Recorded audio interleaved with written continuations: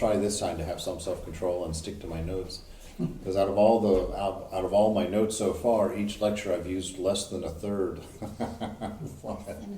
of what I wanted to share, because I just get into wandering and just let's talk about that. Like that. That's the fun of being a first time. I can rummage through my purse like my mother. Here's one. Look at this. And so this practice of the presence of God. I am delighted by the teachings of Brother Lawrence because of the purity of the teaching, the simplicity of the teaching, and the effectiveness of it. The wonderful thing about bhakti yoga is that the practice, the path, and the goal are the same. The path is about love, and the goal is love, and it's that divine devotion. And it's a great way to marry the idea of jnana yoga, mindfulness, all these different, all of the practices together into a single practice that implies all of them, but is focused on just the presence of God, which I have loved mixing that with that sense of I am, that sense of being. And to recognize in a physical, beautiful physical way, that this moment, this eternal moment, which is always completely surrounding us, is always completely enveloping us, to see and understand and become familiar with it, and to recognize it enough so that you understand that this moment is in fact God. It's not a symbol, it's not an idol, it's not a pointer. This moment is in fact the divine, the beloved. And to be able to completely strip yourself of any predetermined notion of what is all that's necessary. Or to picture God, to imagine your ideal, but take away the form. It's one thing about the Christians that I really enjoyed in their practice, is that they have a formless God, but they cheat everywhere. Because God is not really formless. He has many attributes. He doesn't have a face and arms and hands and such that's represented in any particular way unless they talk about Jesus. But God still has a handle. You can still grab him, He's not entirely formless. He's not the Advaitic ideal, of that one without a second. You can only call it that. And you can't say anything else that is true, because everything you would say is not true. It's God kind of wedged in between, so that you still have that idea of the infinite, of that undefined, of that open-ended ideal of what is God, and at the same time you have something that you can think about. You have something that you can put your mind around, and you can relate to this ideal of love. That really the main characteristic of God is love. And that anything you can imagine around that notion of pure love, that notion of absolute wisdom, you can personify that. I mix that with, I take that and I mix that very much with Eckhart Tolle's first realization in the introduction of his book, The Power of Now. In that beginning chapter there, he talks about his realization experience. And one of the main realizations that he had as he woke up in the morning was that light and love are the same. That light is actually love. Not that it looks like love, not that it's a symbol for love, but that light is actually love.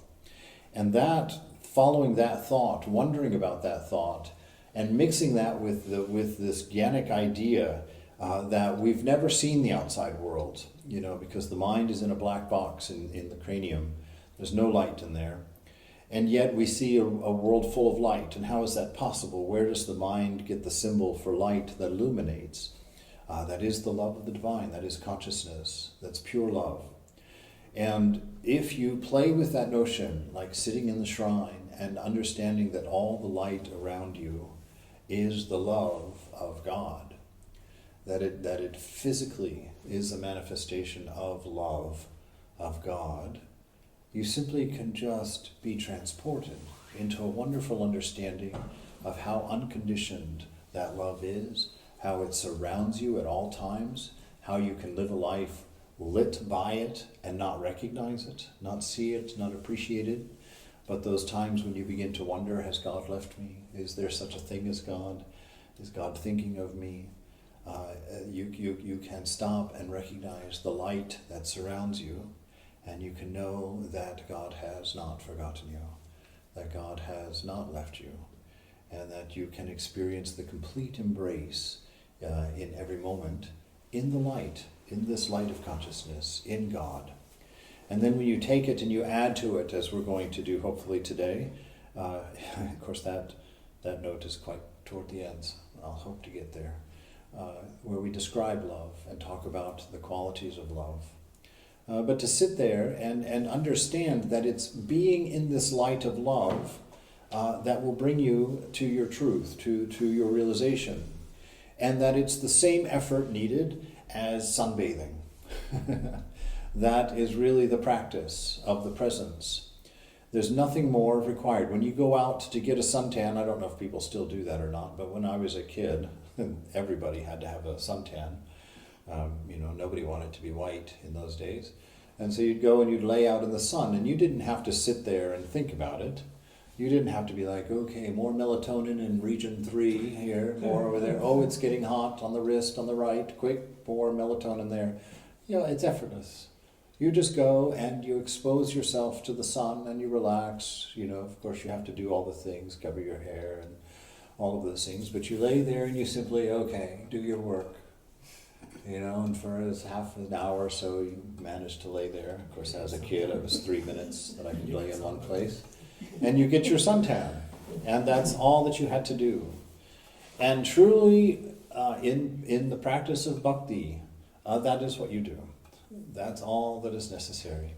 You go in the shine, and you sit there, and you simply make yourself available to love, to the highest ideal. You simply expose yourself to God and keep your awareness on that love, enveloping you in that shrine. And you sing your songs, and you write your poems, and you draw God a little card, or you might do that before you go in there, and everything that you do, it's a romance. And that's why bhakti is so attractive, because all of us remember falling in love. We all remember, of course, cultures are different, so I really run into that constantly, because in the West, it's like you're looking for your life partner at the age of 11, Even before that, you see little kindergartners, run and kiss each other on the cheek and whatnot. So it's an ideal that's deep in Western culture, and that first love, the first girl that you fall in love with, or boy that you fall in love with, is always the best one. Nothing matches that first love, not because it was a great love, because it was your first experience of love. And all of that fun, that inspires in you. I remember, my of course, don't tell anyone, and if you're listening to this online, don't show another Swami this story, but my first love, which probably wasn't really love at all, but it was infatuation. Her name was Denise Fisher, and she wasn't a pretty girl, but I wasn't a handsome boy either, and we got along quite well. And but I remember that inspiration, when I wasn't with Denise, and it was a silly thing, this was like 4th grade, so there was nothing serious to it. But all the imaginings of what love was came alive. But the funnest part of your first infatuation, your first girlfriend, wasn't being with them, because you know nothing of that at that age. The fun part was thinking about them. And writing a card or drawing a picture to give to them, or, conceiving of a little poem or something that you were writing to them. And the most fun was just that. You would sit there and you would just think of them, and you draw your picture, and you couldn't wait to fold it up in a special little way, like a bird or something. And then you go and secretly leave it in a book at school so she would find it accidentally at the right time. And you'd be secretly watching in the hallway for her to find this card in there. And I've always enjoyed and still enjoy very much my relationship with the Beloved in that sense. You know, I'm always looking for Mother's little love notes to me. You know, yesterday I went out to Huneberg. Is that Hunkeberg. I'll never learn this. Hunkeberg. We went for a walk there, and I was saying, you know, there in nature, when you're in the woods especially, there's all of these wonderful little vignettes, these little arrangements of some moss and a fern growing up in a vine that goes in just the right way.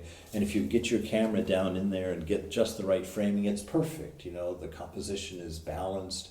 All of it is very, very, very nice. And they're hidden everywhere, but they're not obvious when you're just walking along and looking. They're things that pop out when you stop and when you go quiet and you look around and you follow that trunk all the way down to the ground and you look and you see and then there's one right there, this beautiful little red berry sticking out in just the right way with a yellow leaf curling up and over it. And you see it. And if you are a bhakta, you're like, oh, Ma, thanks. That is beautiful. And you just sit there and you look at it and you accept your love letter from the Beloved, from the Divine. And it's like that when you're anywhere in nature. You know, it's the whole reason that I moved to Colorado, because I just saw, goodness, not just vignettes, I saw entire expanses. You know, that first time that Greg and I went camping up in the mountains there, in Rocky Mountain National Park, you know, it's sorry, I thought of something not very friendly for a moment, but you know, what I was people are friendly. The farther you hike, the more difficult the hike is, the friendlier the people get. You know, as you get away, it's like, you know, the thinner the people get. You know, it's like once you get up there, everybody's thin. You know, around. That's what I was thinking, and I thought you can't say that, but there I did. But you get up into that wilderness, and also you get into the quiet.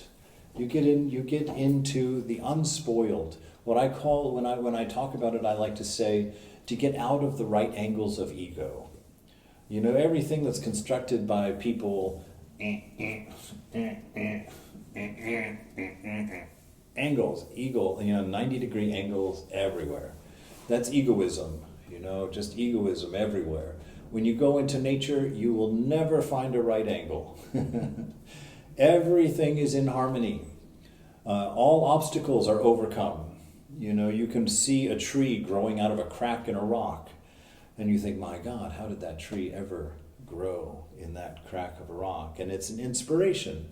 There is no stopping this divine life, this quest for expression.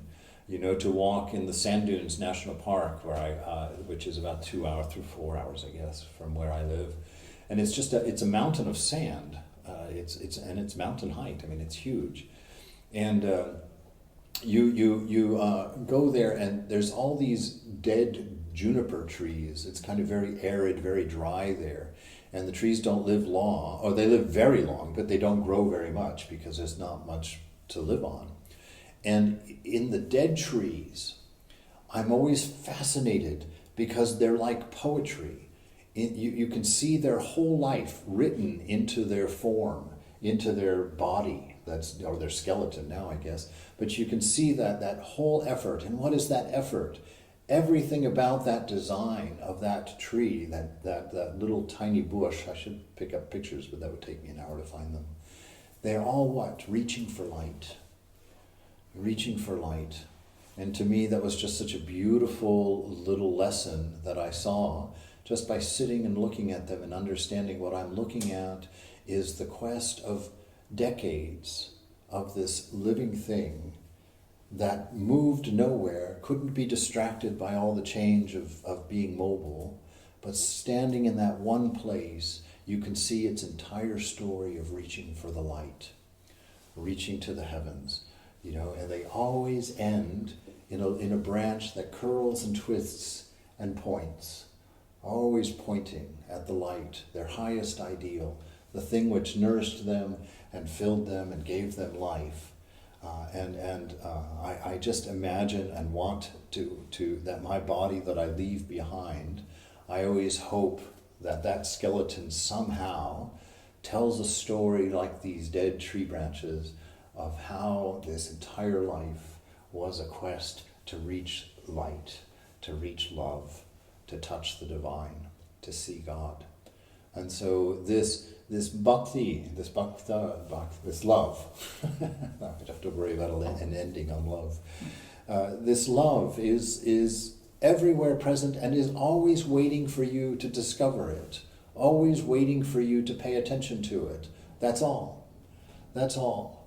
This beloved divine is always waiting and eager and excited to give you this vignette, this card, this expression, this pointer, this memory, this thought of this beautiful, endless, infinite, inspiring, fulfilling, comforting oneness of love that is everywhere.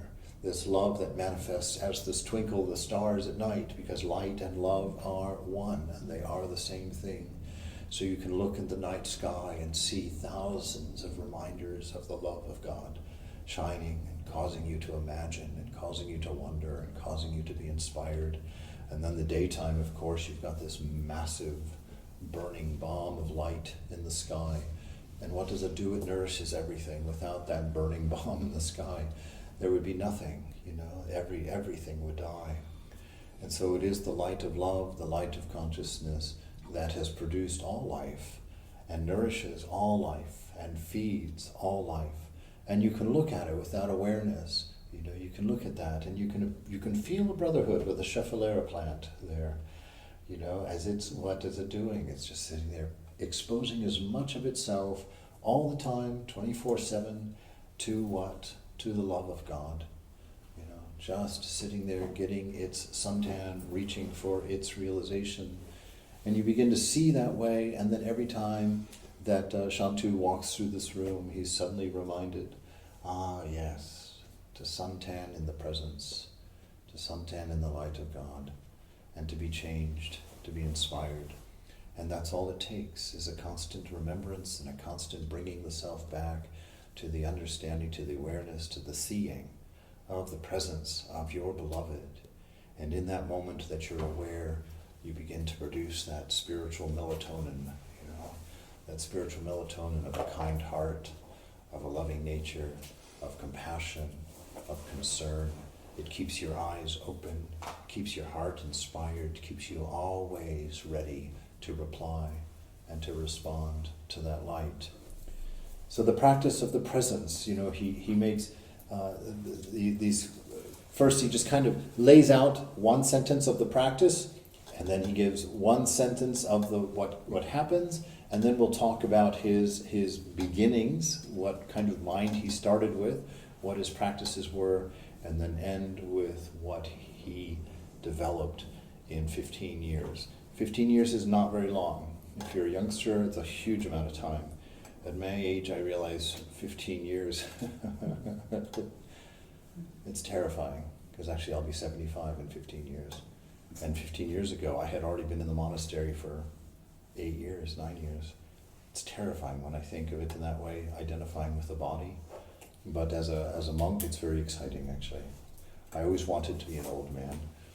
I'm teased about that because I'm always trying to convince people that I'm old, and nobody will let me be old. They'll look at me like, "Oh, you're just a boy."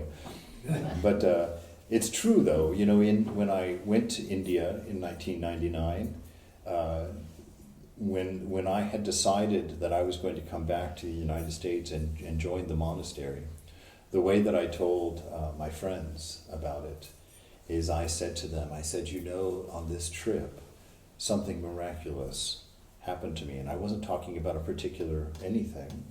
What I said was, in all of my life, I have never been inspired to be old.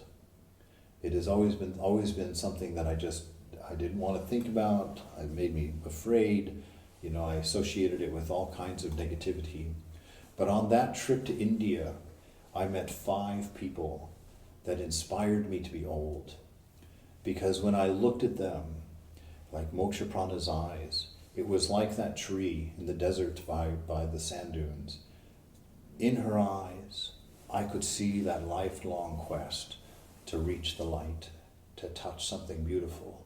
And I could see in the way that she was toward me, I could see in the way that she acted, that she had touched something beautiful that you can't do unless you're a Shankaracharya or something at the age of 5 or 10 or even 25 or even 45, that it takes a lifetime to mellow and to ripen into that beautiful exposition of spirit, which can only happen in old age, when you're not running around in craziness, and when people come to you, the grandchildren come to you, and you get to make an impression on them. I remember the way my grandmother would touch my chin. I remember riding next to my mother's mother in the car one time and looking over at my grandmother, and her skin all wrinkled and hanging on her body. And I was sitting there looking at all that wrinkly skin, and I thought to myself, that's amazing. And I said, Nana, and she says, what, Eddie? I said, Nana, I wish I had skin like yours. And of course she was very surprised. She said, she laughed, and she got my mother's attention in the front seat. She says, why is that, Eddie? Why do you want skin like mine? And I said, Nana, your skin looks so roomy, like you have so much space inside. I said, my skin is also tight and also tight on my whole body, but it just flows and is so open. And I said, I want skin like that, So even as a young boy, I dreamed of being old, so that I could finally be comfortable in my skin. And this is what I saw in those 5 people. All 5 of them were sadhus in India. And I told people when I got back, I said, I've met 5 people who inspired me to be old. And I said, I knew instinctively anything that would inspire me to be old would be the purpose of life. Because I think that any purpose of life would make you more valuable as you grew older, that you would become more important, and that your role would be more fulfilled than any other time. And I always imagined that one day I'll be that old man sitting in the corner, that the kids just can't stay away from, who just loves them to death. I can't move, everything hurts, I can't eat half the things that are served to me, my teeth come out, all of those things. But the one thing I will be good for is love. The one thing that I will be able to give freely and in massive quantities at that age will be love, will be compassion, will be to touch people in a way that they could trust me, because you can always trust an old person, they can't catch you. So if there's ever any danger, you just walk away. You don't even have to run. Just get across the room and you're safe.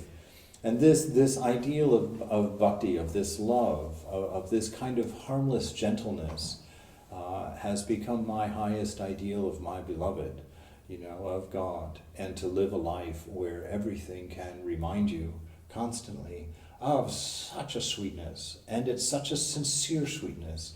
And the best thing about that sweetness is it changes you without you even knowing that you're being changed.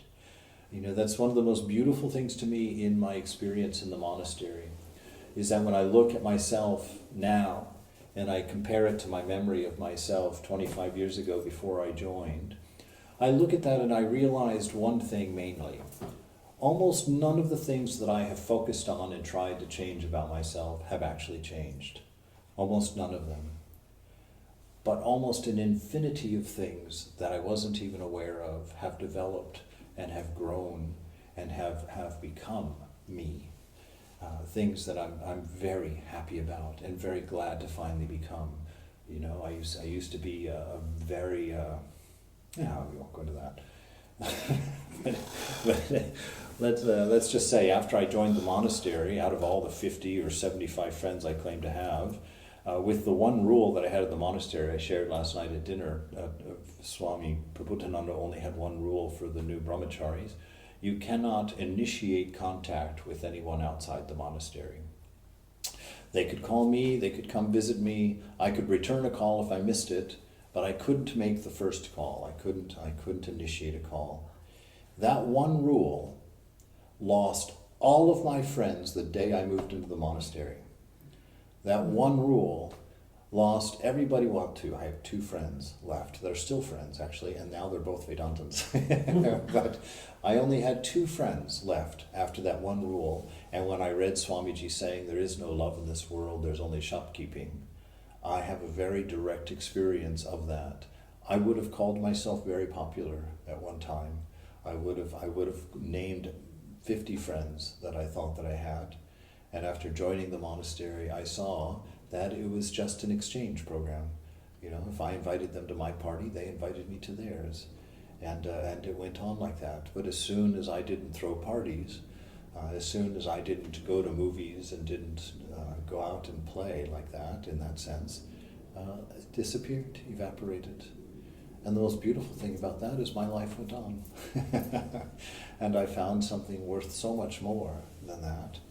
And now I know that if I was in the world, I could be one of those two people that would have remained a friend, even if the shopkeeping was out of balance. You know, this is what we learn.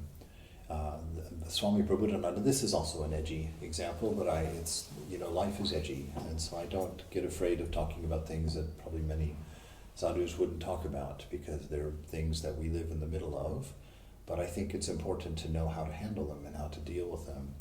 And when I first joined the monastery, I was in less than probably 3 or 4 years. My relationship with time is very arbitrary, so every lecture it's a different amount of time because I really don't know. It was some time back, and I was riding the bus in San Francisco, and this woman sat next to me, and she was friendly, and she asked me, what do you do for work? I said, I don't really work. And she said, what do you do? I said, I'm a monk. She said, oh, just like that, oh, like she had smelled something, And she said, are you celibate? And I said, yes. And she was like, ugh. She said, I don't understand that at all. She says, the one most beautiful thing in my life is to be able to share that oneness, that connection with people, she says, and I just don't imagine how you think that you're going to be, that somehow is a bad thing, or that somehow is a negative thing. She said, I find such a fulfillment in that. And I was a young brahmachari, I didn't know anything, and I was like, gosh, that's a good point. I really don't, I don't know. So I got shaken a little bit, because she talked about this as an ideal. She loved it. And, I thought, well, that's interesting. So I went to Swami Prabhupada. Poor Swami Prabhupada. I dragged his mind places it never went. And I told him, I said, Maharaj, I sat next to this woman on the bus today, and she talked about the beauty of sex, and I said, it was very convincing. I said, what is the point of our celibacy? Why do we deny ourselves something so beautiful, so connecting? And he said, oh, you see, in her ideal, she will never be able to love more than a few people. And the more that she practices our ideal, the number of those people will decrease, because she'll get more and more particular in what her partner looks like or is like, and it'll become smaller and smaller, and at the end of her life she'll lose all of those connections, all of that partnership. He says, see what we do as monks, we push everyone back at one level. That's why we renounce our families, our lovers, our partners, our friends. We put them all back here in a row. And then we go inside and we find the love within ourselves. And as that love increases, we bring everybody closer, one step at a time, so that the end of our ideal is to be able to love everyone equally. Everyone becomes our mother. Everyone becomes our brother, our sister. Everyone becomes our best friend. And he says the best part of it all is that some of them will be fat, and some of them will be ugly, and some of them will be old, and some of them will be unable to walk, and some of them will have this disease or that disease, and it will make no difference to your ability to be lovingly intimate with every single one of them. He says, so yes, choose your ideal. If that one looks like the one for you, but no, this one will give you an equanimous love. That is why we're monks, to learn how to be lovers to everyone equally, without judgment and without condition. And fortunately, that kept me in the monastery. I didn't have to run away. So the practice of the presence. Brother Lawrence says, I have no pain or difficulty about my state. That's quite a statement. How many of us can say that? I have no pain or difficulty about my life, about the way things are for me. He says, because I have no will but that of God. You know?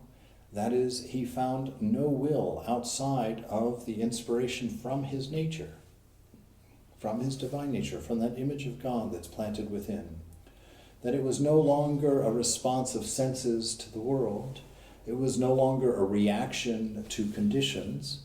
That his life was an inspiration from what he was, from what he is, from what you and I are. And he had no desire, no will, that was not inspired by his nature, by love. Something that came without a process of mind, something that came without a sensual input or a response to a smell or to a thought or whatever, that it came from that silent space of being and emanated, like a beautiful smell of a rose. What does a rose do? A rose fulfills its nature.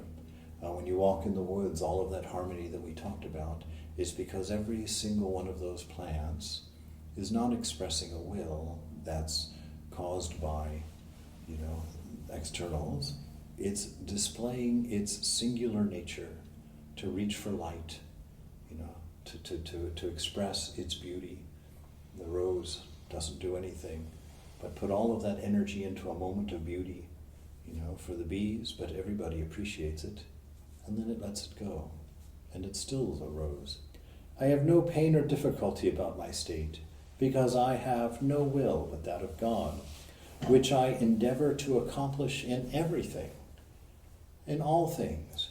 There's nothing excluded. So that's karma yoga, that's all of it together. That this mindfulness, this presence, is only for holding your leaf out in the moment to the divine. It's that constant reaching, that in every moment I endeavor to accomplish all things from my nature. Everything that I do is an expression of what I am. It's not calculated. It's not. Calculated is the best word, actually, the one Thakur used. We don't have calculating minds. We don't even have to think. It doesn't involve thinking. It doesn't even. It doesn't involve reacting. It doesn't involve anything but being, but your isness. And when you just have yourself in the shrine, soaking in the divine light of love, that's what exudes from you. That is what constantly is flowing out of you. And to which I am so resigned. He uses the word resigned. So that's why there is no will but that of the divine. He's completely resigned. There's nothing that I could want that would be better than the will of God. There's no desire I could have that would be more fulfilling than the desire of God. And so I resigned myself. I surrendered. Another word for surrender. I resigned myself, to which I am so resigned that I would not take up a straw from the ground against his order, or from any other motive than purely that of love to him. So that is his only motivation. His renunciation is that. I will only do things inspired and in the expression of this love toward God, which is a safe thing to love because you, every one of you, is my beloved. And to the degree that I find this love inside, I can love you and I can give myself to you and never grow tired, never get worn out, never get weary, because love is its own source of life. It is its own source of inspiration. And you can always tell the difference. Somebody who works for ego, somebody who is reacting to world, somebody who is being prodded by sensations, they get tired, they get worn out, they get frazzled because they're being pulled and pushed and pulled and pushed and do and don't and this and that. You can always tell that soul that is inspired by their own nature because it's effortless. You see it in the direct disciples of Sri Ramakrishna. You read their lives in that book, what God, I can't remember which one is which. God lived with them or they lived with God. I think it was God lived with them. God with them. Is that the direct disciples? And In that one, you can see that Chidbramhananda, he would sleep under his desk for 2 hours a night and work the rest of the 22 hours, and he had endless energy, because you work from an endless source of energy. You're in touch with something intently inspiring. And so this is where he had found, this is what he had found, and this is what our ideal is, to work from no other motive than purely that of love to God. He says, and I make it my business, this is my occupation, this is what I do. I make it my business only to persevere in his holy presence. His business. So that means you and I, well, not me anymore, but you guys, are going to work your business 8 hours, 10 hours a day. You're focused and doing your business. He has chosen his business. My only business is to persevere in his holy presence. To constantly, his 8 hours a day is 10 hours a day, and of course his life actually, because once you start doing it, you love it so much, you don't stop.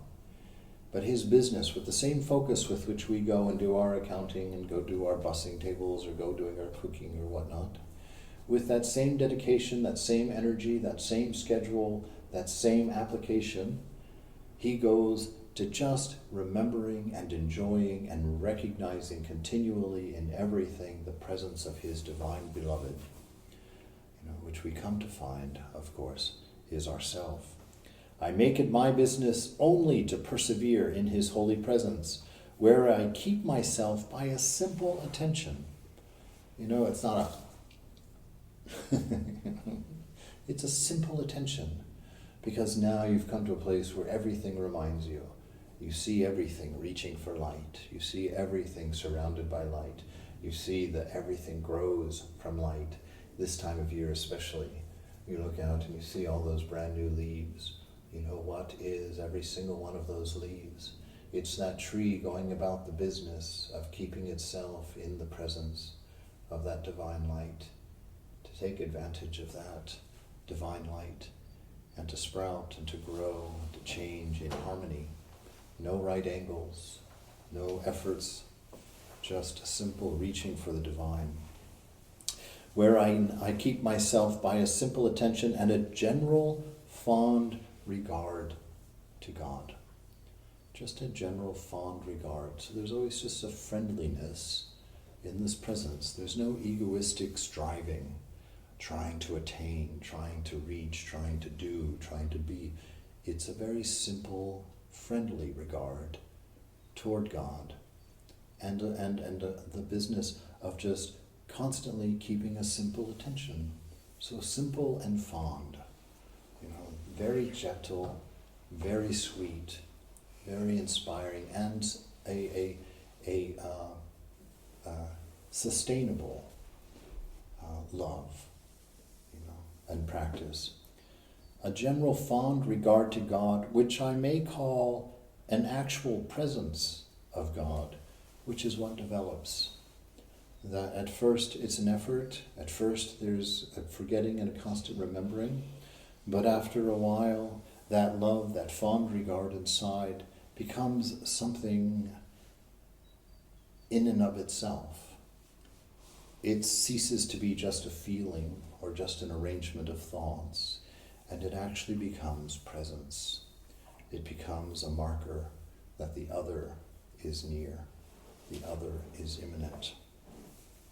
Or to speak better, and this is beautiful, please listen to this. This is such a beautiful description.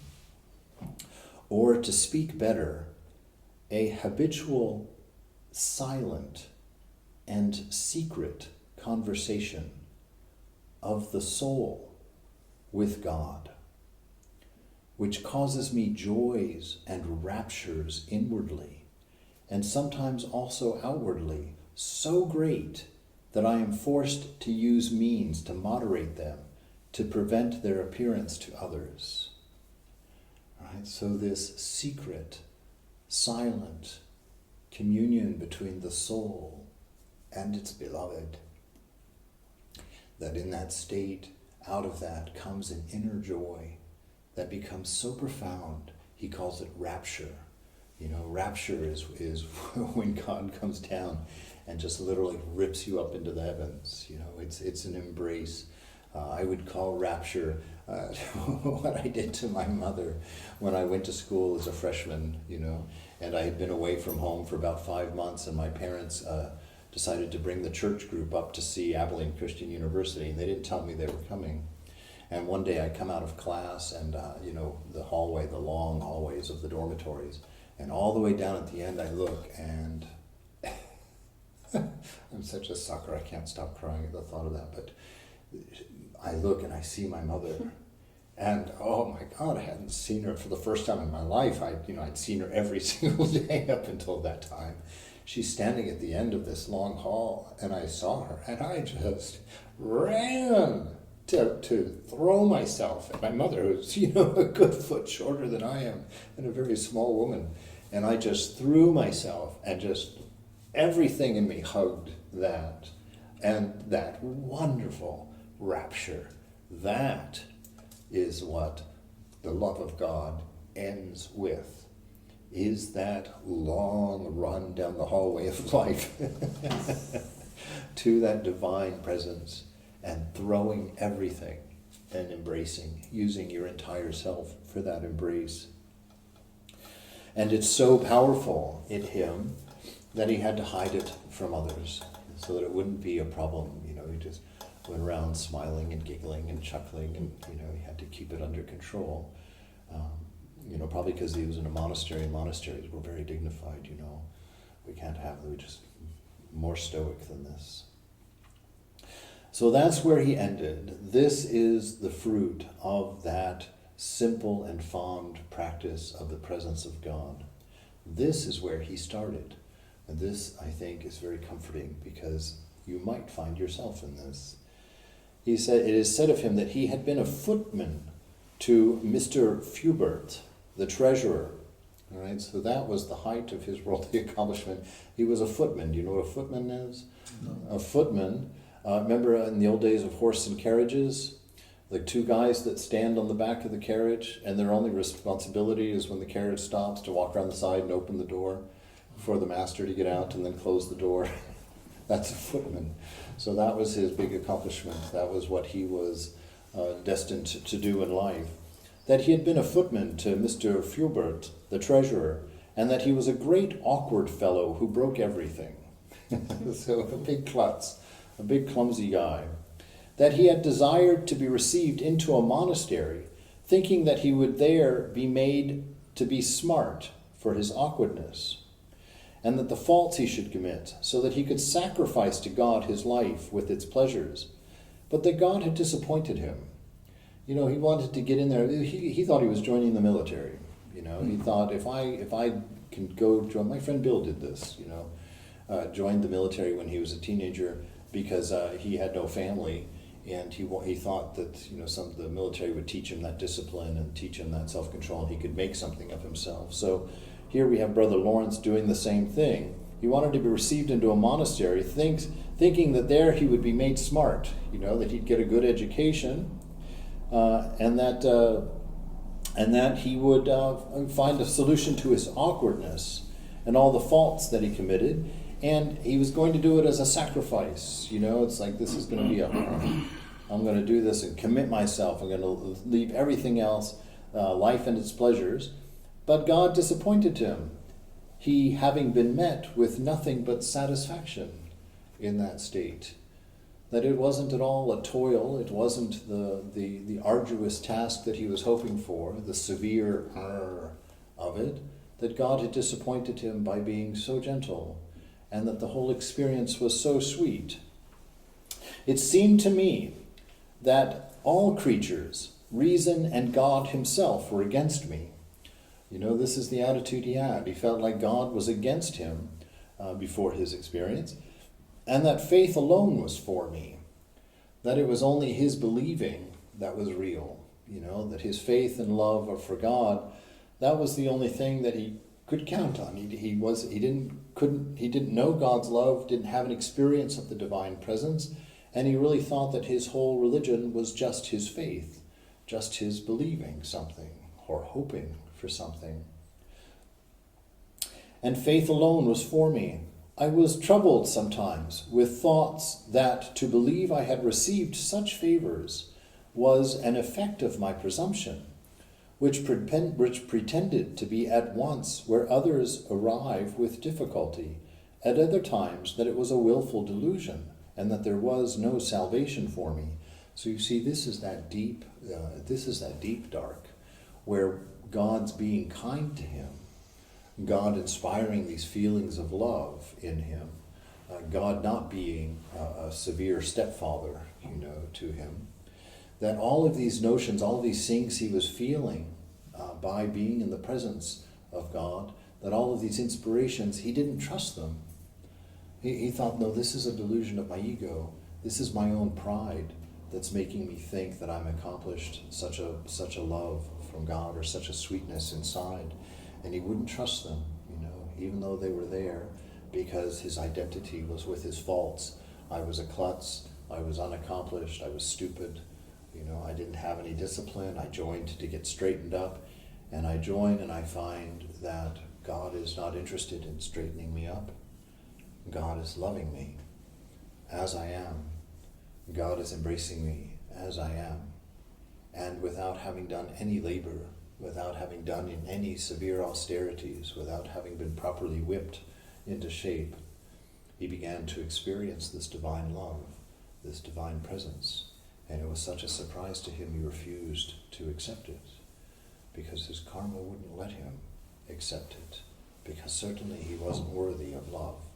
Certainly he wasn't worthy of such grace. He could give you a long list of reasons of why it couldn't be possible that God, this demanding, jealous God in the sky, would love him, would care at all about him.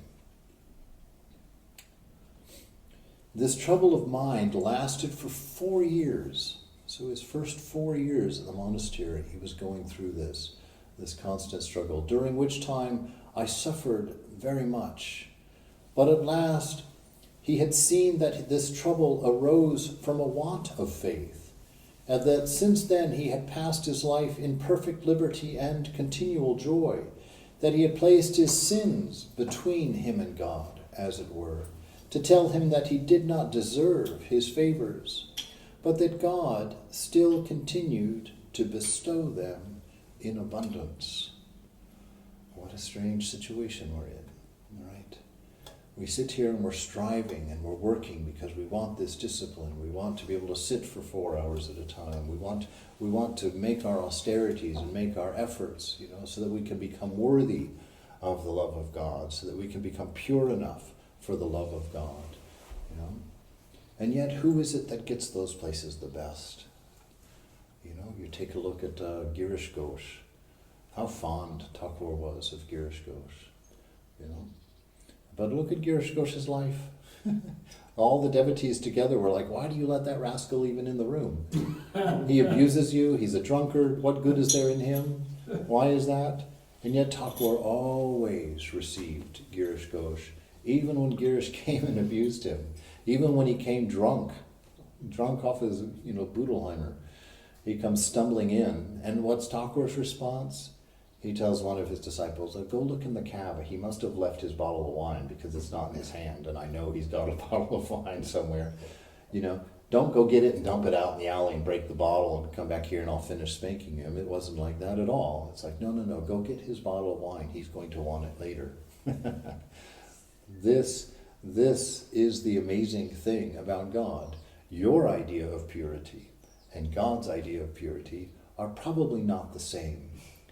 The ways and means that you use to judge yourself and the things that you yourself have decided to hold yourself accountable to in order to determine your value and your worth are very likely not the same sets of attributes that God is using to judge you. God wants a sincerity. And what is the sincerity? The sincerity is being able to walk into God's presence drunk. Because most people when they're drunk don't go to church, right? What do? You go somewhere that you hide from your drunkenness, usually more drinking, or stumbling off alone to go home. And to lay there and bemoan the state of your life that's out of control and broken. But our man, Girish Ghosh, would go to God with all of his faults, exactly who he was, abuse God, yell at God. And this is why Vivekananda says those crazy things, you should commit one sin every day, so that your relationship with God is not based on your performance, so that you can learn that it's not what you do that God cares about at all, but it's how you do what you do. And to the degree that you do it with love, to that degree it is beautiful. Whatever it might be, in whatever circumstance. You've got Jesus and then the prostitutes that hung around him, that accompanied him. There's always prostitutes around the avatars. They're never far. You have to look for them somewhere. Why? Because those are the people that know their need for God. Those are the people that appreciate a sincere love, because they can't get it from anyone else. Everyone else is too busy telling Thakur to kick him out of the room. How can you let that man in here? He abuses you. He's a drunkard. There's nothing good there. And Thakur tells him to shut up, frankly. He says, shut up. You do not see. You cannot see anything. When he looked at Girish, he saw that sincerity of heart. He saw that that earnestness of being. He saw somebody unafraid to be representative of what they were. There wasn't a mask. There wasn't a pretense. Those are the whitewashed tombs that Jesus would talk about. Someone who's all properly decorated, goes to church every Sunday, fixes their hair just right, knows how to talk to the Swami, gives the right service, makes his favorite dishes. But then you follow them home and you find they're mean and nasty people. They're dissentious and judging people in the kitchen in the temple. Walking around bothering everybody who's trying to cook for the offering because they're not doing it the right way. You shouldn't do that. No, that shouldn't touch that. No, you can't use that knife there. Where rules are more important than love. Where all of those little things are used to control and berate and belittle. But when they come to the Swami, oh Maharaj, here, I made these lovely things for you. I say it that way because this is not rare. This is not unusual. Guard your hearts carefully and watch yourselves carefully. And make sure that you don't go that direction. Because the Swami may make the mistake of not seeing beyond that, and he may do it on purpose, actually. But if your motives are not enraptured in love, if your motives are not to present yourself as you are, when you're not in the presence of the Swami, when you're not at the temple, you should always be the same person. Always should be the same person regardless of company. You should always be what you are. And if you're one way at work and one way at home and one way at the temple, there is no sincerity there. Jesus would call that a whitewashed tomb.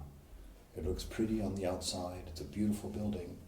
But it's meant to hold impurity, meant to hold dead bones, rotting flesh.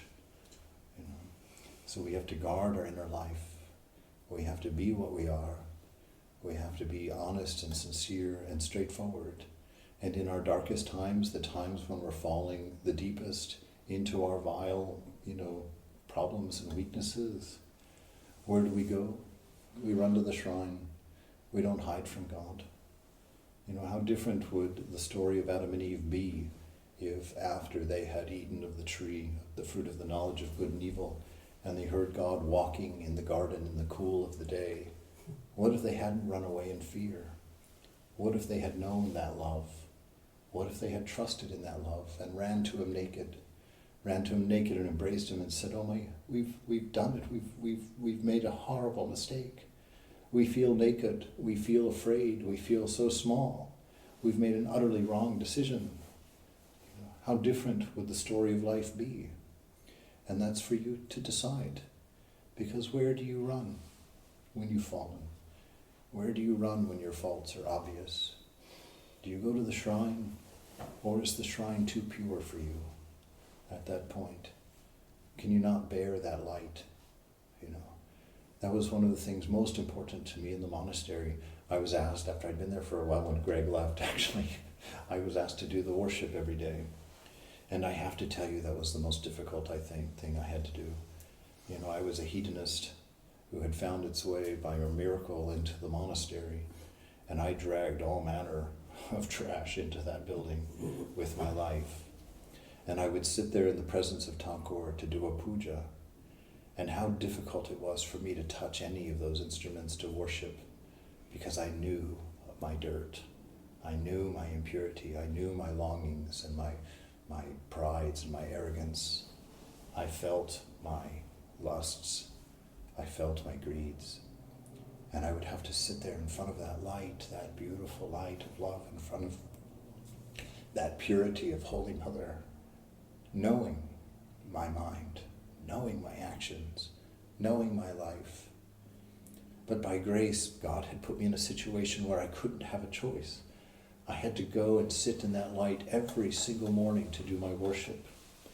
And after years and years of sitting in that light every single morning and being forced to think about grace, being forced to think about a love that would allow me, that would invite me, that would hold me in a shrine, you know, that is what gave me the courage. That's what gave me renunciation. That's what gave me grace. Gave me the ability to see that it wasn't about doing, it was about how I existed.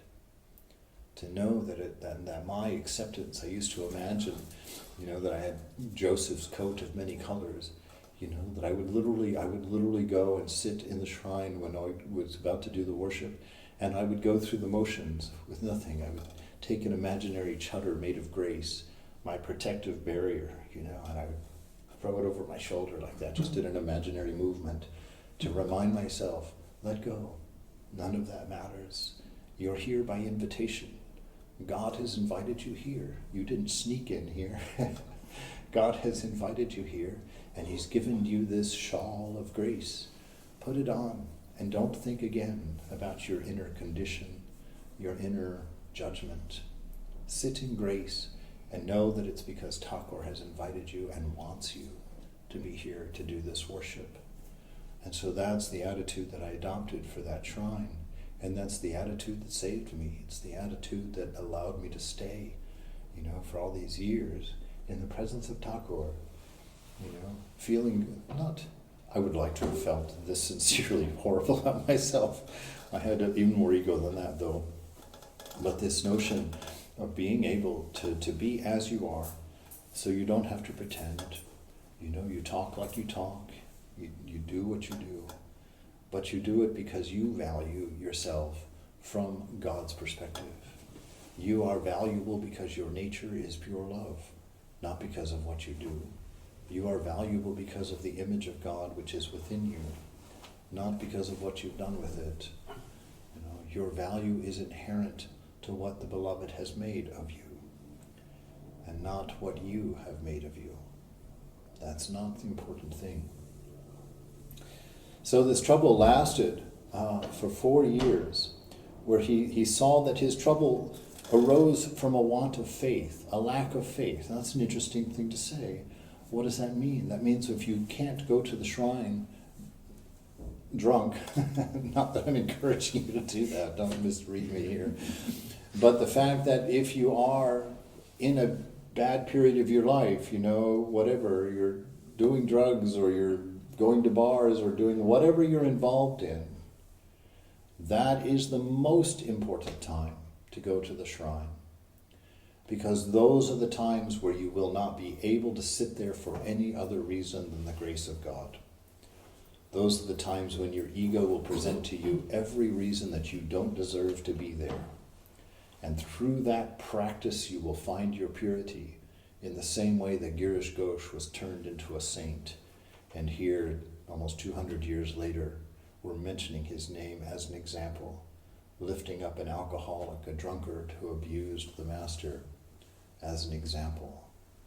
You know, an example of God's grace, but an example of the proper way to accept grace, as you are, unrefined, broken, impure, a mess inside, because you have enough faith in the love of God to walk into that room.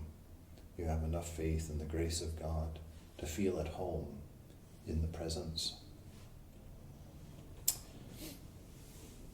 Then he had a change of event. He said, when I thought of nothing but to end my days in these troubles.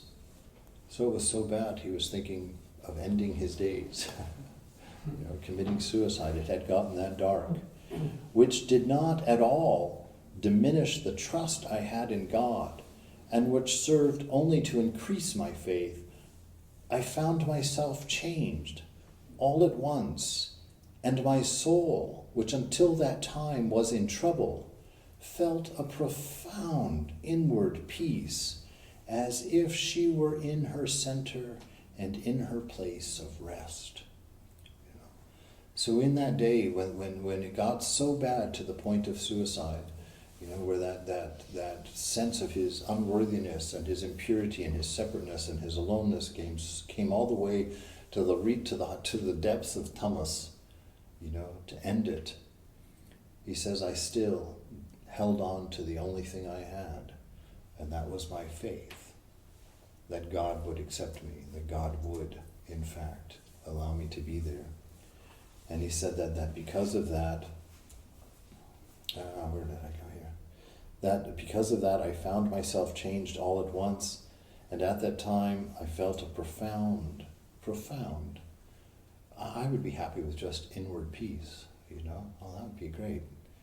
But he felt a profound inward peace, meaning that sense of infinity, that sense of rapture, bigger than just enough, a sense of peace that was like old skin, got lots of room, lots of freedom to run, to play in all directions. Yes. And that your soul, can you imagine your inward self feeling that it's in its center? Where is its center? This is that shrine that we talk about. And when you have established yourself, established your soul in that inner shrine, doing a continual worship with your little cloak of grace covering you, doing your worship with your arms and your legs in the world, that everything you do is your act of worship. You're not pretending with vessels and 16 items on a shrine in front, but you're doing your homework and you're filling out your forms at the DMV, and you're sweeping your floors and you're cleaning your toilets, all of them, by how you do it, with love. Everything done with love, by love. This is what is beautiful. God would love you to offer a clean toilet. He's not going to scream at you for he might. Dragging your toilet into the shrine to make your offering. Probably 90% of the devotees would lose their teeth over that. And God would be like, my devotee, you've cleaned it so nicely. He would see the best in that simple act. So when I thought of nothing but to end my days, I found myself changed all at once.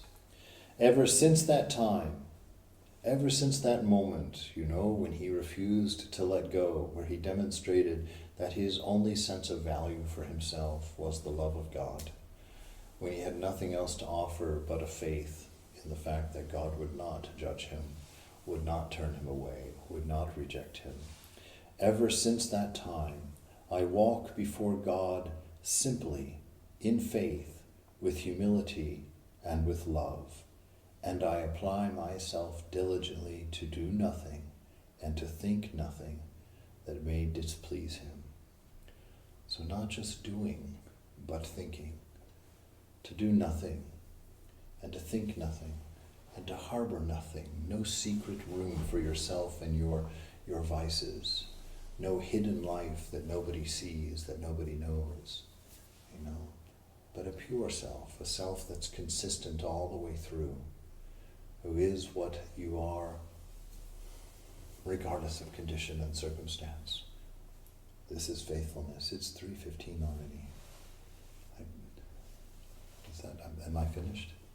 The lecture is supposed to be finished, but then question obviously will be there for 45 minutes. Okay. Then give me a few more minutes. I can't believe how fast time passes in Switzerland. Really, you should fix that, really. So the practice, we should establish ourselves in a sense of God's presence by continually conversing with Him. You know, when I read this, I put Holy Mother on my right shoulder, and she sits there all the time, and I'm always talking to her about everybody. We sit there and gossip the whole day away, but in gossip in the right way, talking about people's best aspects. I had a wonderful experience one time. I was invited to go to New York for a weekend with Sushil, one of the devotees in D.C., and we went up there and we were sitting in that's San Francisco, in Central Park, and it was a Saturday and it was sunny out in the spring, and all of these New Yorkers, thousands of these New Yorkers were out in the park there, and there were people playing croquet, and there was a guy playing a violin, and this woman that was singing along, and this other woman was doing interpretive dance, in her costume, and families walking with their kids, all of this going on. Sushil wanted to take a nap, so we climbed over a little fence and sat up on this hill where I kind of got a wonderful view of all these people. And I was sitting there watching them because I can't nap for some reason, and he's sound asleep next to me. And I'm watching all these people, and I had, maybe it was a spiritual experience, I don't know, but suddenly I felt as if I could see everybody's story. I could see what everybody was working toward. And I felt such a motherly pride for every one of them, because I looked at them and I saw them all. I said, they all wake up in the morning knowing nothing about this world, knowing nothing about their life, having no idea what this is all about and what it's for and how it works and why it's here. And yet in the midst of all of that insecurity and in the midst of all of that unknowing, they've managed to create a family that manifests love between each other. They have managed to find art where they produce something beautiful for its own sake. They found a way of playing, croquet in the park. And I sat there and I just began, I do this all the time, it's ridiculous. I just began weeping because I saw love everywhere. I saw this beautiful scene that it didn't matter the stuff. What I saw was people who were courageous, people who were making something of nothing, who were turning a world of ignorance into some semblance of love, some expression of caring and of reaching out and of creating, expressing, something that they intuitively knew but probably had no intellectual idea of at all, that they were manifesting God in all of their simple ways, in a game of croquet, in a song on a violin, in an interpretive dance, in a walk with your family, or just sitting in the sun and exposing yourself to the presence. And so the nature of this love, and this is the paragraph I really want you to hear, because this is a wonderful practice. I've shared it in some of our other talks online, I think, last year. But this is something I come back to again and again and again, is this beautiful, beautiful notion of God. He says that we should establish ourselves in a sense of God's presence by continually conversing with Him. So all of your thoughts, instead of just having your thoughts between you and you, you, the talker in your mind, put Mother here. Make sure that you're aware and make it always a three-way conversation in your mind. Always put your ideal, put Mother here on your shoulder with you. I don't know why she's on my shoulder, how odd that would be anyway. But she's always there on my right shoulder. Then we talk about the silliest things, anything that comes up in my mind, We laugh about it. When I do the worship in there, I'm the worst pujari in the world. There's no doubt about it. I forget things all the time. I'll do a mantra and then realize, oh my gosh, I missed 3 of them. And all of that. And yet somehow Mother keeps having me do pujas, which I don't really understand. And so if somebody watches me do puja, there's quite a few times where I start chuckling, or where I'm like, I roll my eyes or whatnot, because I've made a mistake, and I'm looking at Mother and I'm like, I know. What can I do? I'm a ditz. It doesn't work like that for me. We just kind of stumble along. And so that's your life. You always just share with Mother. She watches your faults. There's so much love there. She doesn't have to correct you. Love itself is self-correcting. You if you live in the presence like that, you know that you're trying. You're at least giving an effort. It's the how of what you do. That in order to form a habit of conversing with God continually and referring everything that we do to Him, we must at first apply to Him with some diligence. It takes some effort to constantly remember Mother sitting and sharing your thoughts with you. You have to make an effort to invite her in constantly into your mind, into your private world, and to begin to share that inner world with her all the time. There's no time that you're not doing this. And so it takes some time. We must first apply to Him with some diligence. But after that, a little care, we should find His love inwardly excite us to do it without any difficulty. So that presence, after you've begun to experience that notion of having your highest ideal present within your own mind all the time, the effort ceases. You get excited to have Mother there, because Mother's a wonderful person to hang out with. She's a delightful person. Such a purity and such a sweetness. She never notices your mistakes. And when you point them out, she just giggles. Like, oh yes, that will pass. No worries, keep going. Just having your Mother there all the time. That it was a shameful thing to quit this conversation, to think of trifles and fooleries, to just go in and just think about The Simpsons or something. You begin to feel that. You begin to feel of what a waste of this life that is. Entertainment. What a waste of being. Entertainment. I can manifest, I can express this infinite love like that. That we should feed and nourish our souls with the highest notions of God, which would yield us such a great joy in being devoted to Him, to her. To give you an idea of this love, I'm going to close with 1 Corinthians 13, 1 through 8. And there's 3 ways to read this, and I encourage you to do it as often as you can. The first one is to use the word love like it's written. These are all qualities of love. The second is to use the word God in place of love. And the third is to use your own name in place of both of those and read the same scripture. And I don't think it would hurt at all to do it every single day if you agree to it and your guru supports it and you want to. 1 Corinthians 13, 1 through 8.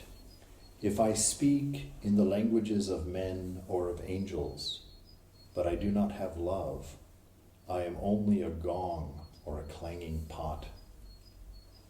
If I have the gift of prophecy, and I can understand all mysteries and all knowledge, and if I have such a faith that can move mountains, but I do not have love, I am nothing. If I give all that I possess to the poor, and I give over my body to hardship that I may boast, but do not have love, I gain nothing. Love is patient. Love is kind. It does not envy. It does not boast. It is not proud. It does not dishonor others. It is not self-seeking. It is not easily angered.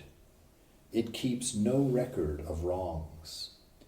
Love does not delight in evil, but it rejoices in the truth. It always protects. It always trusts. It always hopes. It always perseveres. Love never fails.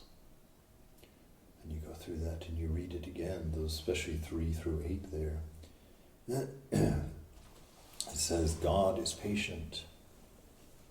God is kind. God does not envy. God does not boast. God is not proud. God does not dishonor others. God is not self-seeking. God is not easily angered. God keeps no record of wrongs. God does not delight in evil, but rejoices with the truth. God always protects. God always trusts. God always hopes. God always perseveres. God never fails. So to keep yourself accurate in your view of the divine, it's wonderful to have a little barometer like this to check to make sure. Because for a good 25 years of my life, I was convinced that God was the Santa Claus of heaven, keeping track of everything that I did wrong. Always tallying it up, who's naughty and nice. I felt nothing but judgment there. And when I read the scripture and understood that God is love, and I read the scripture and saw that God does not keep record of wrongs, even as a Vedantin I learned something. Because even as a Vedanta I thought it was God keeping track of my karma. The God was there measuring to make sure I got paid for everything that I did. And when I read this, I said, that's impossible. God keeps no record of wrongs. He can't be the one keeping track of karma. And I thought to myself, well, who keeps track of my karma? And I understood it's my own mind that keeps track of my karma. Who is it that tells me when I enter the shrine that I'm impure? It's my own mind. Who is it that tells me my mind is noisy, that I can't have this, I can't do that I'm unworthy of this or that? It's my own mind that tells me these things. And that is what grace is for. Grace is the big piece of cotton you can shove in the mouth of your mind. Shut up. Be quiet. Stop it with this thing. Let me enjoy my beloved. Let me enjoy a moment of silence in a gentle and fond appreciation of the presence. Let me know love, and let me learn to soak in it so that I smell like it, so that simply by being around it and being in the presence of others, they feel it and they know it, that I will never fail them. I will always hope for them. I will always believe in them. I will always trust them. I will never dishonor them. I will never speak ill of them. I won't get angry easily. That I'll always forgive, so that the world can know I'll be your friend. I'll do anything for you. Be that. Be that because you are that. Be that because you live in the company of that. So that you'll be remembered on that day when they write that obituary for you. With your name in there, all of these things will be said. That you were patient and kind, you didn't envy, you didn't boast and weren't proud, that you didn't dishonor others, that you weren't self-seeking, that you weren't easily angered and you kept no record of wrongs, that you didn't delight in evil and wrong things, but that you rejoiced in the truth, that you were known to always protect, to always trust, that you always hoped for others, that you always persevered, you never gave up. Love that person, you never failed. This is your future. This is your present. Enjoy it. Drink deeply of it. And be free in your knowledge of it. Love. It's the one most important thing. And if our ridiculous religions would listen to the words of their own founders, that love is the most important thing. It is the most important thing. How the world would be so different. It starts with you, and it ends with you.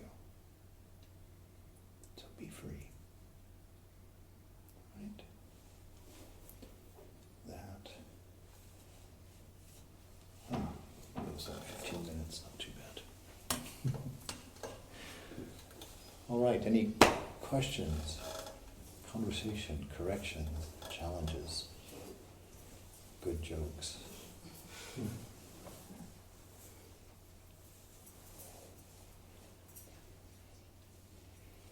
Yes. Yes, it's not so complicated, is it?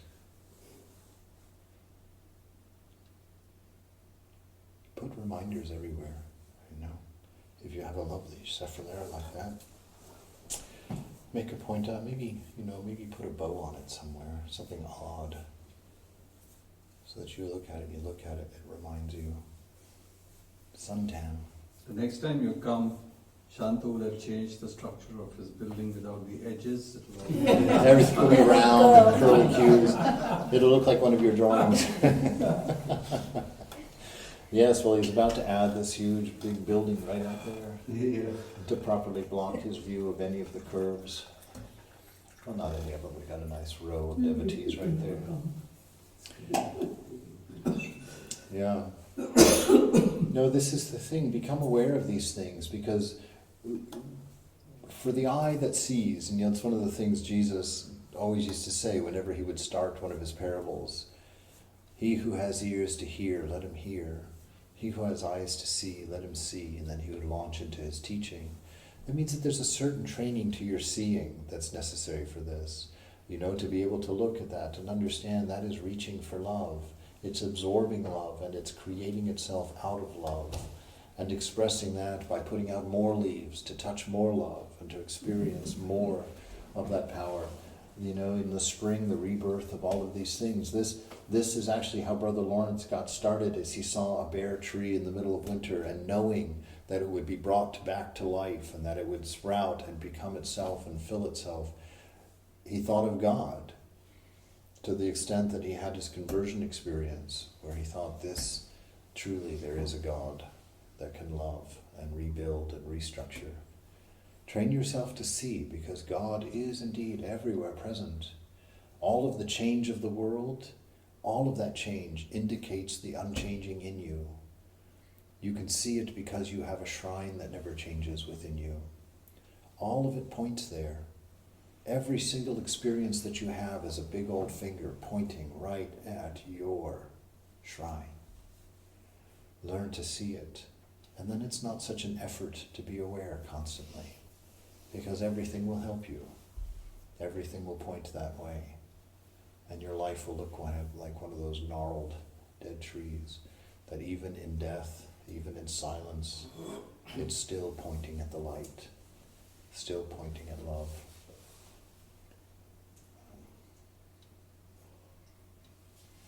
You don't know how badly the world needs this. Oh, you do, probably.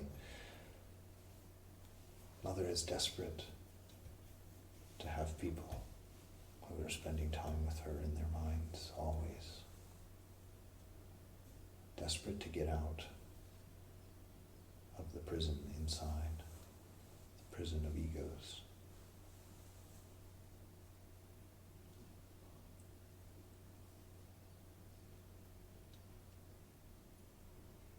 In the previous lecture, Vivekananda told that love is the biggest force of motivation, actually. The only force, yeah.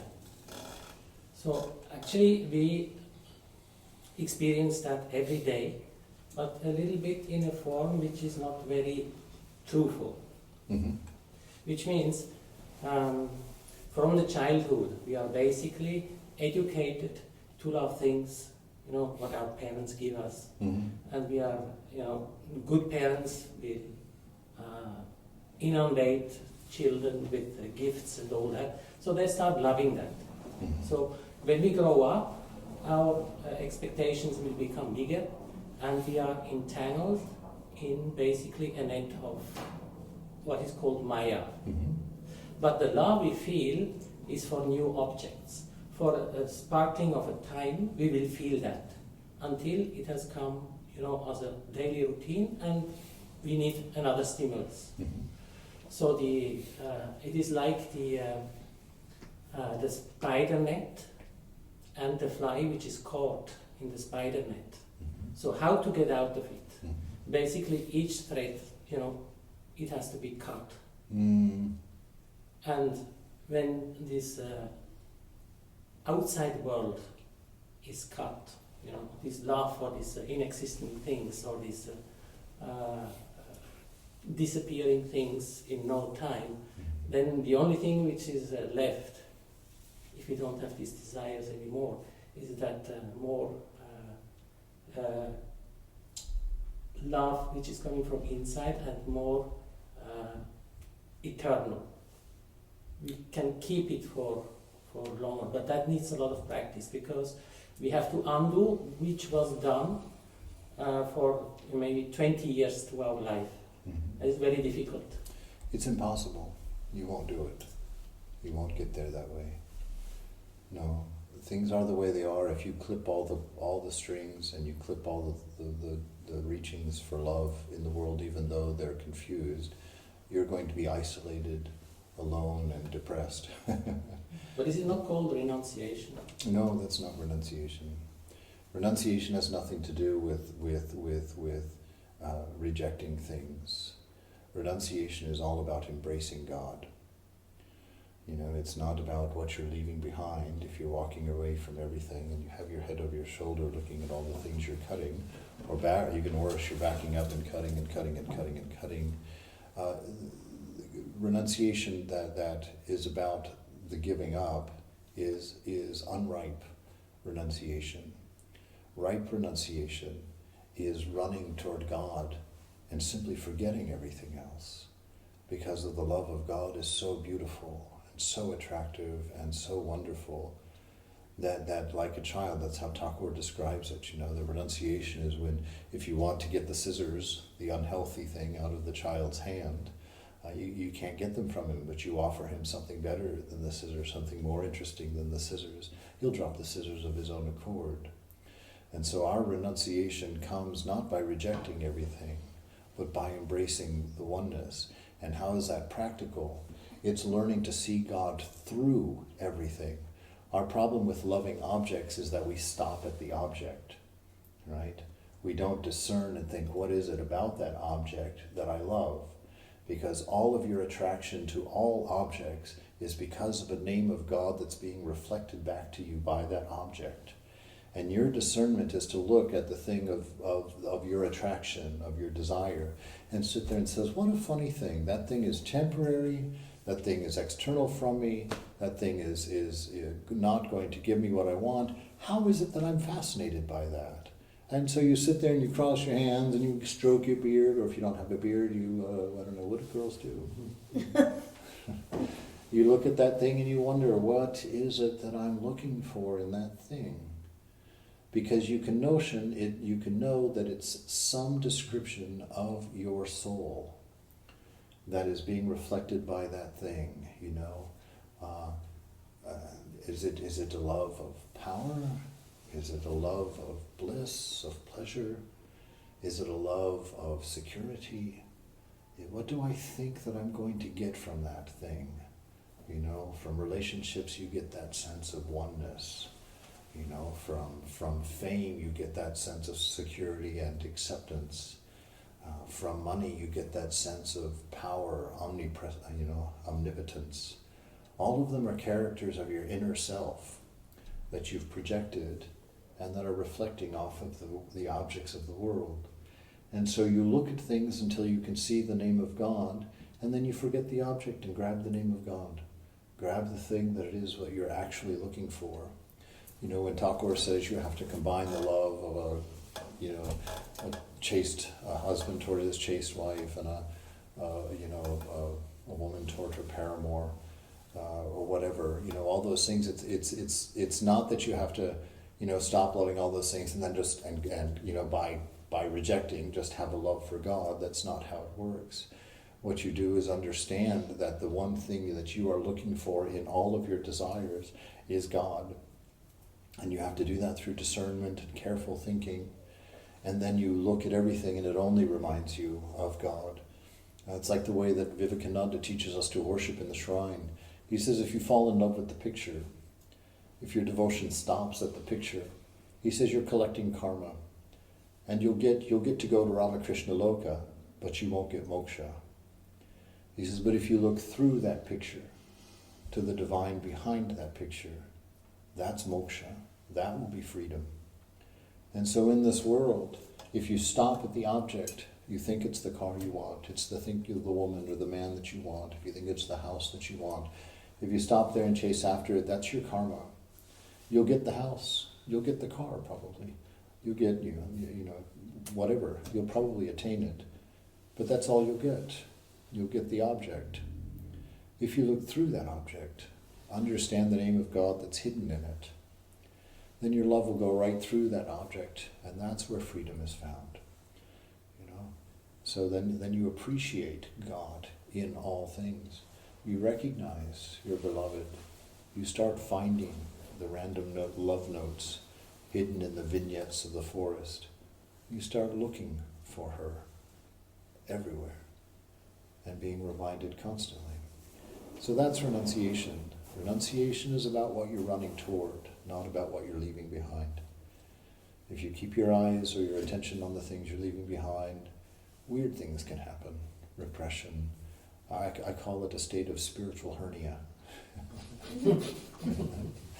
Your effort has squeezed so hard that desire is going to come out in some other bizarre kind of way. But if you make it an effortless, turning your eyes to the divine behind everything, then you can still go to the art gallery, you can still go to the circus, you can still go to the theater like Thakur did. Because what did he think about when he went to the Natural Museum? Oh, look how that thing became like that thing. That's what it is to be in the presence of holy company. It's just like that. And he went to the theater and he's like, oh, when I see large groups of people, I think of God. That's renunciation. The renunciation is against thinking wrongly about things. It's nothing to do with the things. Renunciation is about wrong thinking. Leave behind your wrong thinking. Stop desiring objects because of the object. Start desiring what is making that object beautiful to you. Start desiring what you really are looking for by discerning and understanding the nature of objects in this universe. That their existence is just as reflections of consciousness. That consciousness is the presence. It is the divine.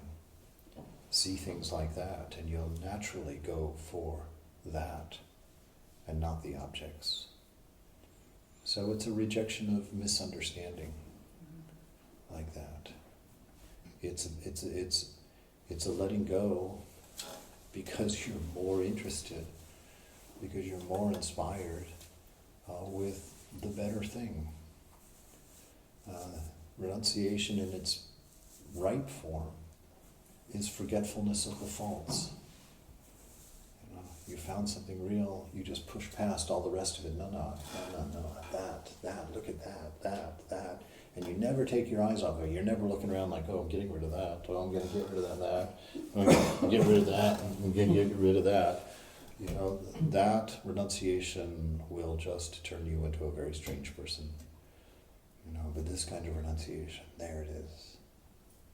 That's what I want. I'm going. That, right there. That. And you've got that single-minded focus, and you see it everywhere. You could actually point at anything. You look at that tree, you see life, you see that bird, and you know why it's beautiful, because of the harmony it contains, because of the beauty it exudes and is reflecting.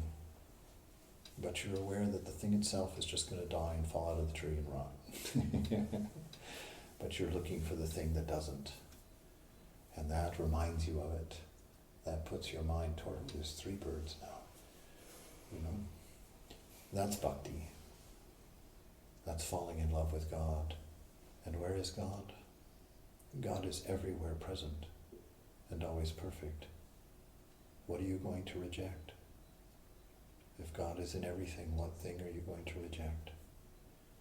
What you reject is your wrong idea of these things. What you reject is ignorance. What you embrace is truth. And there's no limit to that. There's no end to that. That's why Ramakrishna, I know we mentioned at dinner last night,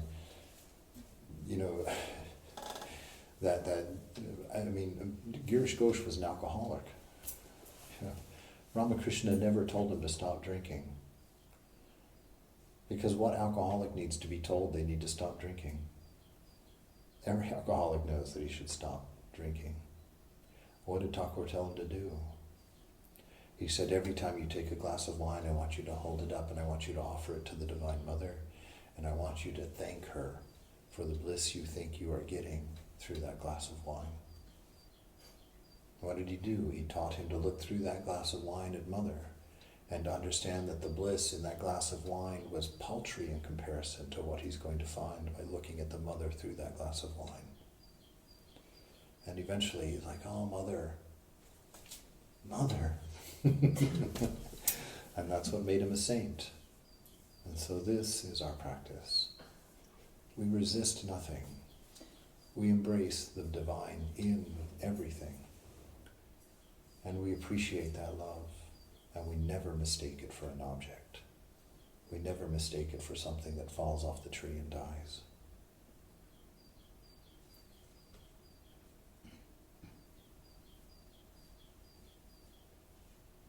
But be careful. Discern, discern, discern.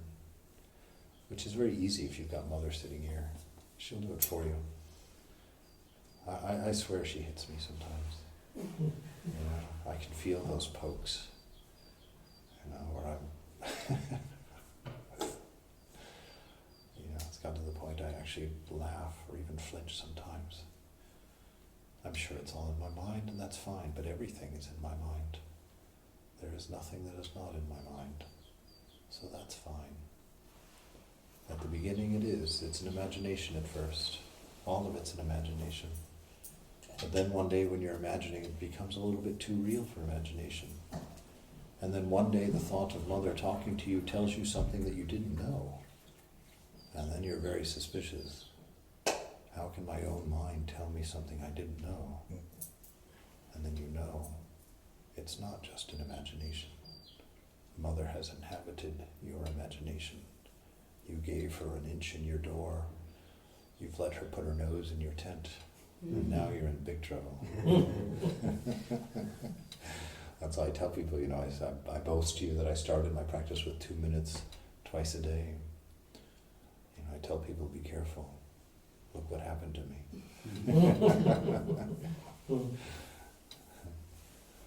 Give her anything sincerely, and she'll give you everything in return. But be sincere. Be what you are. Be proud because of what you are, not because of what you do. Be secure because of what love is, what grace is, not because of what you do or what you think you've accomplished. You are the divine child of the Mother. You know, my first year in the monastery, I made a big mistake one day, which I won't go into, but it was a big one. And I thought I was going to get kicked out of that monastery.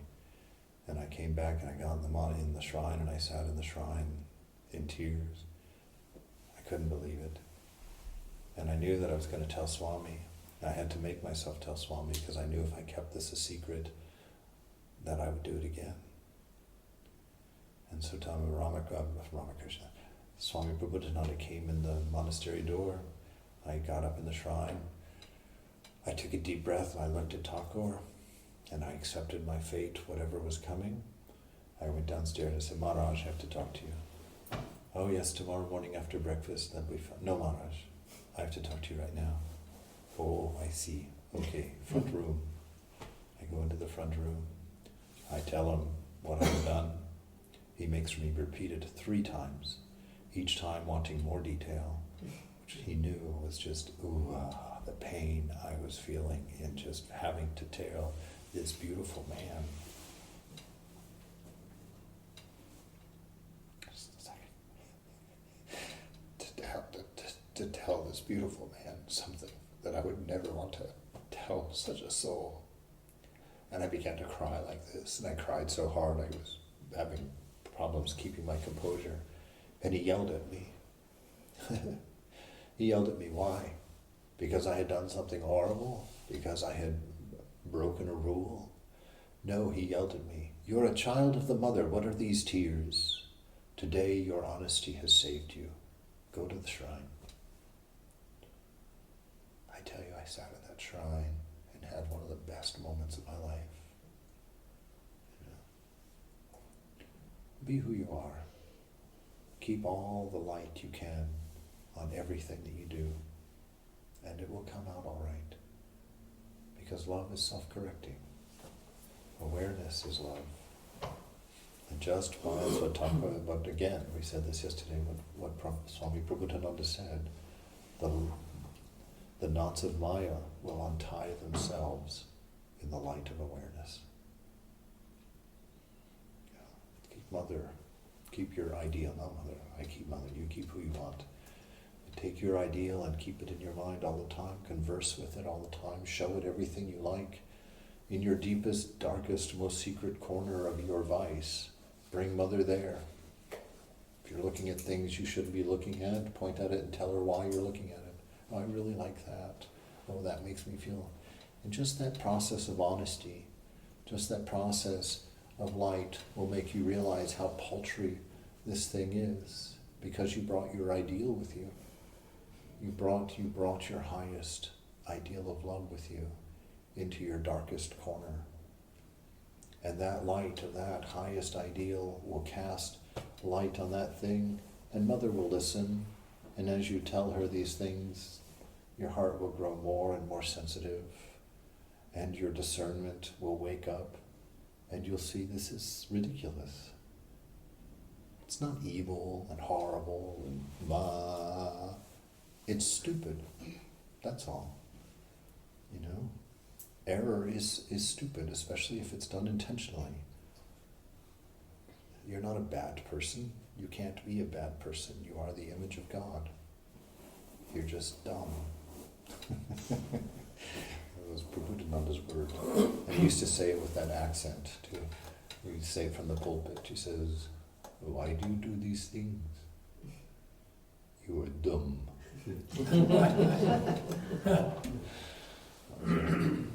Yeah. So that's the presence of God, according to Brother Lawrence. Thank you very much, Swamiji.